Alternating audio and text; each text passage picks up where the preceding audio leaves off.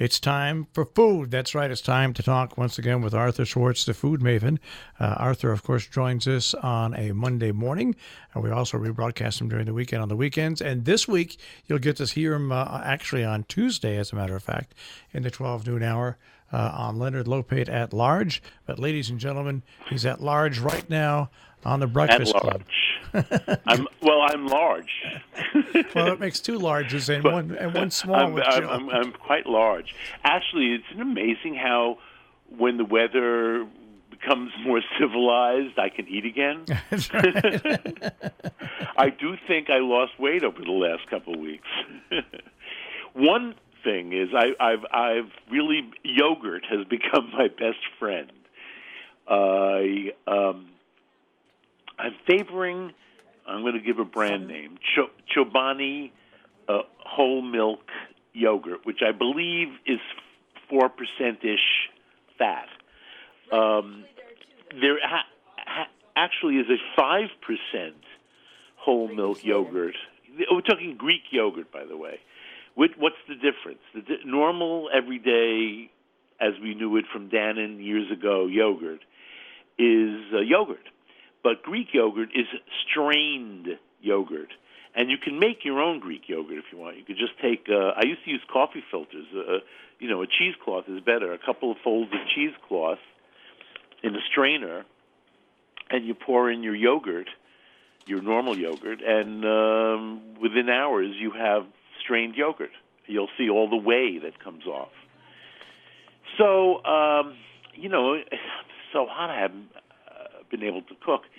But yesterday, I checked out a new Turkish restaurant in my neighborhood in Park Slope, and it's open 2 weeks. It's on the next block from the farmers market that I like to go to on Sunday, which is not part of the city green markets, I have to add. And it's called Tava, this new Greek restaurant, T-A-V-A, which means it's a tava is a pan, it's a skillet. We would say skillet. I think the logo of the restaurant is a pan too. Anyway, I was talking to these. By the way, the Turkish restaurants here in Brooklyn all have Turkish wait staffs, boys and girls who are mainly here for education, but need to earn a few bucks while they're going to school. Our waitress is studying special education, and she's on her way to a master's degree in special education. Meantime, she's a waitress at Tava. So we were talking to her because we like Turkish people, and we're scared of Turkey now. And Bob and I had just been saying yesterday morning how sad it was that we don't think we can go back to Turkey for a while. Who knows if ever. I just don't feel like there's going to be good feelings about Americans after, I don't want to go into politics. But it's not a good place to visit at the moment. Although our waitress said, oh, no problem for tourists. In any case, and also she said, in a big bargain, of course, if you've never been to Turkey and you want to go and spend very little money, the Turkish lira has sunk and the dollar is strong, and so you could get like the meal we had yesterday, which cost in the end with a tip $60 for the two people. She said, you can get that for less than $10. Oh, that's and people really even $60. $60 for two people is not bad. No. Here. No, and what's actually, while we were there, and we ordered, I can tell you what we ordered for $60. We ordered. So let me just finish where I was going, which is that we were talking to the waitress and told her that we'd been to Turkey many times.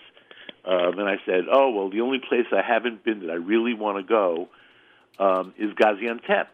Gaziantep is famous for a few culinary things, including a street that's still there, she says, as far as she knows, a street where there are all kebab vendors, everybody making their own different kebabs. Anyway, so she said, our chef is from Gaziantep. I said, is there anything on the menu that is particularly, I don't know how you say, I guess, Gaziantepi? And she said, well, yes, there is. Esme. So Esme, to me, in my past experience with Turkish food, is basically a spicy eggplant dish served at room temperature as an appetizer, meze, or salad, you could say. However, here, reading it off, I didn't order it, by the way, but reading it off the menu here, it's many more vegetables than eggplant, and it's seasoned differently, including with pomegranate molasses, which I know is a special thing of Gaziantep. I mean, they use pomegranate molasses all over the Middle East and in Turkey, but in Gaziantep, which is, by the way, eastern Turkey. It's far eastern Turkey. I know they use it a lot in their cooking. And in fact, we did order what they call spinach tarator. So I make tarator, and I'm going to tell you how I make it in a minute, but I make it, also I learned it from a Turkish person, Turkish cook, how to make this tarator I make. But this one was very different. And what makes tarator? Tarator is a word used to describe many different things, but they always include yogurt or something creamy, and it could be sour milk, and nuts. So this tarator was made with cooked spinach, yogurt, garlic, and chopped walnuts. And it was garnished with a drizzle of pomegranate molasses. So that was all new to me, and I can't wait to try making it myself. So it's nice in the restaurant, but I like to know how to do these things too, especially when those are ingredients that I have in the house all the time. So one day when I don't know what to cook, I can make spinach with a box of frozen spinach. I could make a spinach tarator. It was really, really good. It helped that they baked their own bread at Tava, and they had really good and authentic tasting pide, which is the basic bread of Turkey. I guess a kind of, you'd say, a flatbread, but it's a puffy, soft flatbread. Very good for the various vegetable appetizers they have in Turkey. And we also had, just to say, fried calamari, because I don't know what they do. I do know what they do. Turks make particularly good fried calamari, and my favorite is from my favorite Turkish place on Coney Island Avenue and Avenue P over in Midwood called Taji's Beiti. That means Taji's place. But I had to order it here in my own neighborhood that I could maybe get good Turkish calamari. They were very well cooked. I didn't like the quality of the actual calamari so much, but they were very, very well fried. And what the trick is, by the way, is, at least the way I learned it, is you keep the calamari on ice, literally on a tray full of ice cubes, and until the moment that you're putting it in the flour, seasoned flour, and frying it. I mean, really has to be icy cold. I think it's something with the nearly frozen water inside the calamari, perhaps in its sudden burst of steam when you put it in the hot oil, makes the calamari tender. In any case, and the breading very, very crisp. So we had that, and in a Turkish restaurant you have to order shepherd's salad. They don't even bother to translate that into Turkish, but it's called çoban salatası if you ever see it on the menu. And this small Turkish salad was rather big. Bob and I eat a lot of salad, and we couldn't finish this. What chopped Turkish salad is tomato, cucumber, red onion, and depends on where, an herb. In this case, it was just parsley, but that was fine with me. And then we had one order to split between the two of us of Adana kebab. Adana is I think still third largest city in Turkey, an agricultural town, sort of crazy place. There was I've been there and spent a lot of time actually there, and it's sort of it's a developed, underdeveloped city. I don't know how to say that, but it's not there's no city planning in Adana. I think. We have an Air Force base in Adana. We meaning U.S./NATO, and it's Incirlik Air Force Base, which is very, very strategically important to us in the Middle East. Does that I alter bet the food Adana there? is more receptive to Americans than Istanbul is at the moment. But for example, Pardon me? I'm just wondering about the food culture. In Adana? Well, no, but when you have a base, do you also have to make concessions? Do you have Applebee's therefore? I don't. I was I'm only just there. curious. The longest time I've spent in Adana is 5 days. Okay. And I didn't notice any No. concessions On something like that, what the they- Incirlik. No. I mean, there are plenty of non-Turkish soldiers around associated with Incirlik. As I said, I think it's NATO, so it's more than just Americans. Right. But But on the American base, they would have stuff like that. Not not outside. Right. No, I think if you go outside the base, you want to experience the local culture. Ideally. And Adana is a very, a very hospitable place. I really have never felt unwanted in Adana. But, of course, they don't see many. The only Americans they really see are military. So no tourists go to Adana. And, in fact, I have a nice collection of Turkish copper cooking pieces. And I mentioned this to the waitress to show her my genuine fondness for Turkey and Turkish food. And she said, "Oh, where did you buy them? In some, country market?" I said, "Actually, a lot of them I bought in a store in Ankara, and that's the capital, and it's a modern city." And she said, "In Ankara?" She's sort of disbelieving. Got to say, she was an Istanbul girl, and I don't think she ever when we mentioned places we've been to in Turkey, she said, "Well, I've never been there." So I think she's actually not traveled much in her own country. Of course, she's a kid. I mean, she's like 21, 22. So back to yogurt. I am definitely making the Tava restaurant Gaziantep-style spinach tarator. But here's the one that I've been making for a number of years now, and it's an imitation of the one they serve at Taji's Beiti.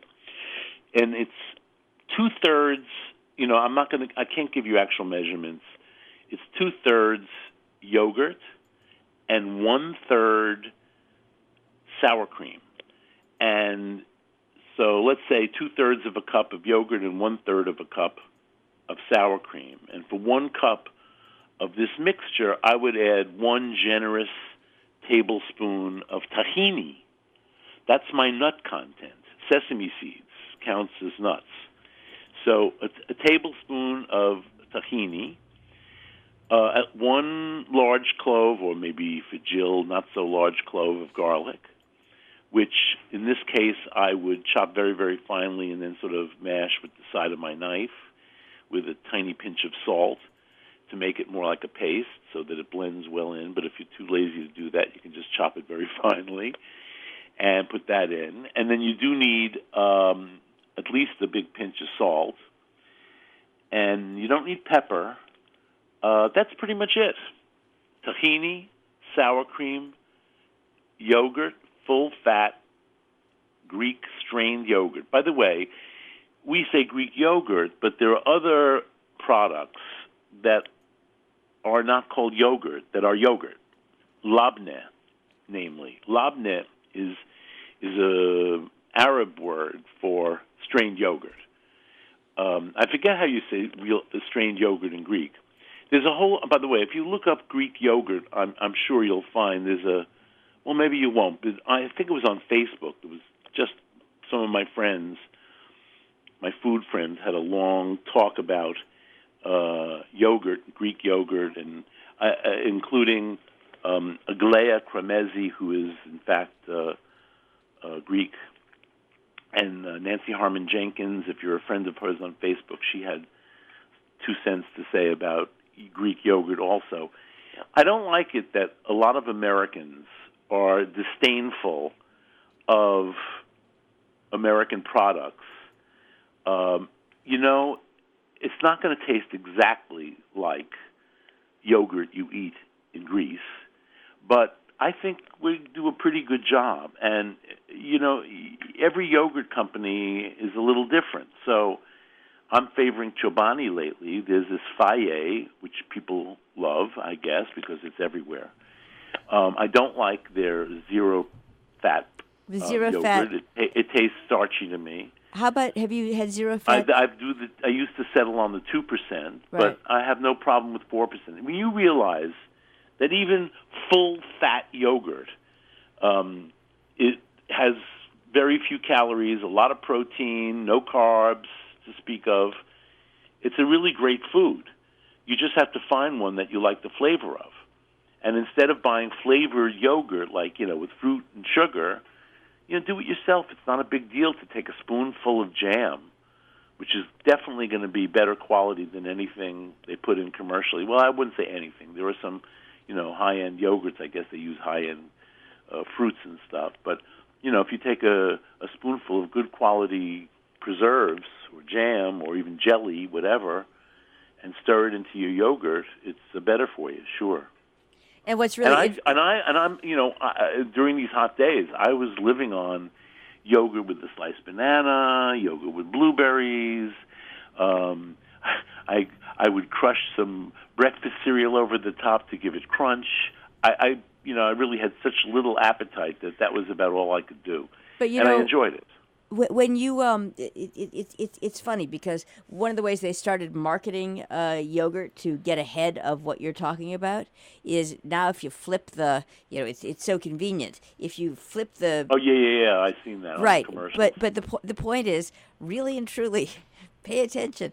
All you need is the yogurt that you like and whatever it is. I think I know what it was. On Friday I was in the market and I noticed that they make couscous with rosemary and olive oil flavor.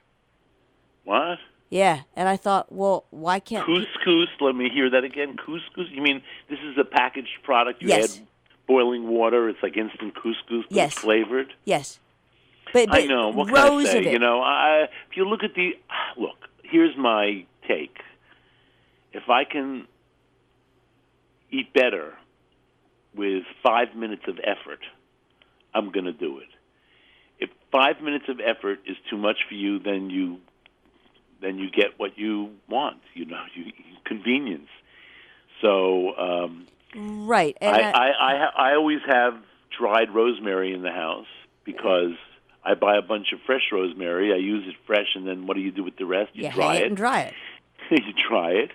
And so if I wanted to, actually, you just made me remember that I have some kind of instant type couscous that I actually liked and that I should use up already.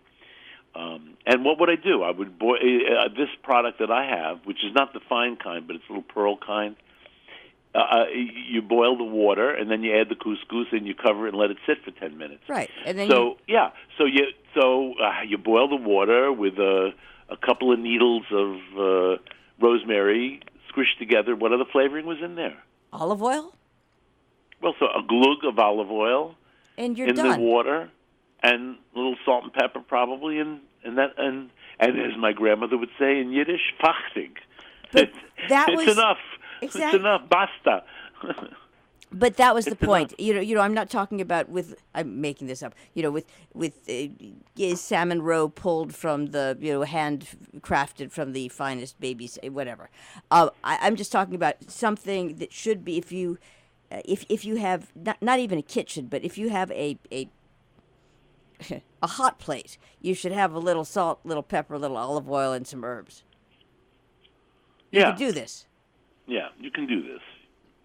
Anyhow. You can do this. Anyway, so the other, I have perfected tzatziki. I'm very proud to say this summer, making it so often, and that's the Greek yogurt and cucumber mix. I don't know. You can eat it as a soup if it's thin, and you eat it as a dip if it's not. And when I say perfected, I always have a little trouble with the cucumber because many cooks will tell you you've got to salt and drain the cucumber. I don't really like doing that, but I do need you do need to seed the cucumber. So I cut it in half. After peeling it, I cut it in half the long way, and take the tip of a teaspoon and scrape out the seeds. Discard them unless you want to put them in your garden. I guess they'll grow. Excuse me. And then I grate the cucumber on the coarsest side of my box grater. You can do it in a food processor with the grating blade if you like. Works fine. And then I just squeeze out the water. I don't salt it.